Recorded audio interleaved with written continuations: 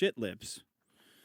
I was listening to the old bonus episodes about the magnum opus at work today, and I realized I grew up with and had several failed creative endeavors with a guy that behaved just like Maddox, from micromanaging to the wildly overinflated ego, to the girlfriend sleeping on the couch.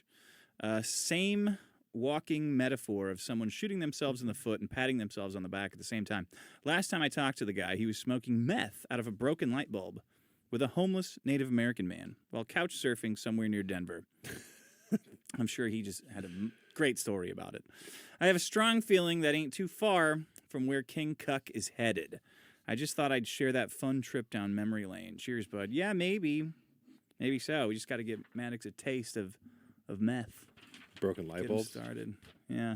Okay, let's do the AI thing before I forget again. Oh, shit, yeah. This is, speaking of Maddox, you reminded me. This is Maddox with some parenting advice. Stuff that maybe his dad did.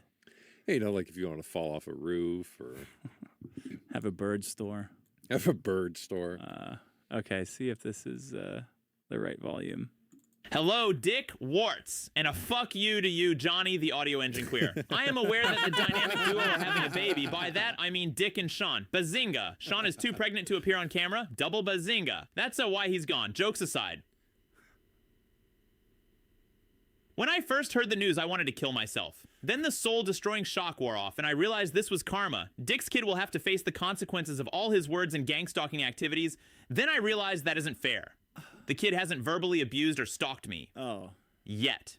So, until his Mexican genes force him to betray me, he can rely on old Uncle Maddox for wisdom. Wisdom that my own father passed down to me. It takes a village to raise a child, and you have always called me the village idiot. Well, would an idiot have pearls of wisdom like these? Listen well, for these are stories about my father and the lessons he passed down. They made me the man I am today. Okay. So these are stories that Maddox was told by his dad. I love this. This is so good. Johnny Rocket he goes, hey, do you think it'd be good to have Maddox giving like fatherly advice from his dad? And I said, yes. Don't ever ask. Just make these and send them in, please. These are always good. I used to love the winter. One snowy day, a precocious young Maddox was standing in the front yard, throwing snowballs at passing cars. I guess I accidentally made an ice ball and supposedly dented this one car. It pulled over and 3 mean guys got out. When they realized I wasn't even in high school yet, they demanded my parents come out. They were really loud. If it was warmer, the whole neighborhood would have gathered to see what the commotion was. My mother was at the casino, of course. Not even God's shouting could drag her from there. My father eventually stumbled out of the house. So concerned for my well-being, he didn't even waste time getting dressed. The 3 bullies were scared, but not scared enough to tell the truth. They lied to my father that I had intentionally damaged their shitty car. My fearless father saw right through their lies. Oh, so it's a fight you want? My father roared like a lion and punched me in the back of the head. God damn. So it's a fight you want. Okay. Hours later, I woke up in our shack, confused. My father was there, of course, covered in bruises. I asked him why he hit me. It wasn't an accident caused by misdirected drunken rage like I immediately assumed. He said he outsmarted the bullies. See, even total scumbags wouldn't beat an unconscious child. My dad's love tap saved me from a beating that would make me crippled or damage my developing brain. I then asked him if the bullies gave him those bruises after he hit me. I felt so guilty. My father laughed. It was a stupid question. No one could beat up my dad. The bullies ran away in terror from my father, who could defeat a special child with one punch. Once they fled, my father had selflessly gone to the liquor store to get me presents for Christmas and had a nasty fall on black ice. He lost his wallet. Then he returned home and carried me inside, so there would be no Christmas this year. But that was no big deal. My father already gave me the greatest gift of all. The knowledge that you could trick the bad guys and that someone was looking out for me. God damn. So you want to fight? Wham! And he hits Maddox and knocks him out and scares the bullies away. That's because they see it as horrifying. Well, they're next, you see. This other time, my dad was taking me on a road trip, and boy, were we all over the road. It was the summer 1993, and the AC was broken. It was an oven in there. Something must have been wrong with the suspension, too. We were swerving a little bit. No big deal. So, of course, this cop on a power trip pulls us over. The president gets head, and I can't even take my son on a road trip. My father righteously seethed. My father talked to the cop for a bit.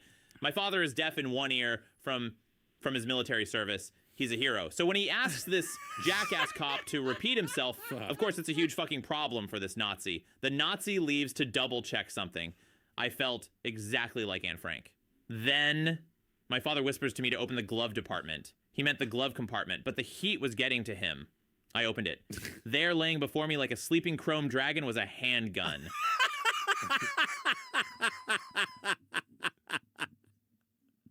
I am a very important man, Maddox, my father mumbled. This cop fuck was sent to kill me, he continued. I can't aim so good with only one ear, my father trailed off. My heart wanted to leap out of my chest. I saw the cop returning in the rear view. I wanted to object to my father's orders, but he had already passed out from the heat and 72 beers. For the first time in my life, I was on my own. I had to think fast. I put sunglasses on my father and decided we would weekend at Bernie's It as Plan A. Plan B would be to put 2 gun eggs in the Nazi's forehead. The cop returned and said he had no interest in ticketing a veteran. I guess he got a better look at my father's bumper sticker. I fought for your freedom, so buy me one for the road, it said. And also it had Uncle Sam and the Statue of Liberty on it. But the Statue of Liberty was like a hot beer wench, like from Oktoberfest. I caught my brother jacking off to it in the driveway once. It was a great bumper sticker. That's all the proof you needed back in those days. Anyways, I was relieved I didn't have to kill the cop. In the driveway. God. Planting 2 gun eggs. The Maniac. Gotta buy the Maniac today. There was still an issue, though. My father was passed out, and the cop parked behind wasn't leaving anytime soon. The fucking pig pulled out a newspaper, so I had to drive the car to the next rest stop with my father still in the driver's seat, one hand on the gas pedal, and one on the steering wheel.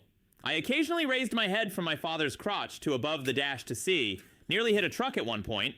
When we got to the rest stop, my dad did a real good impression of a man waking up from a coma.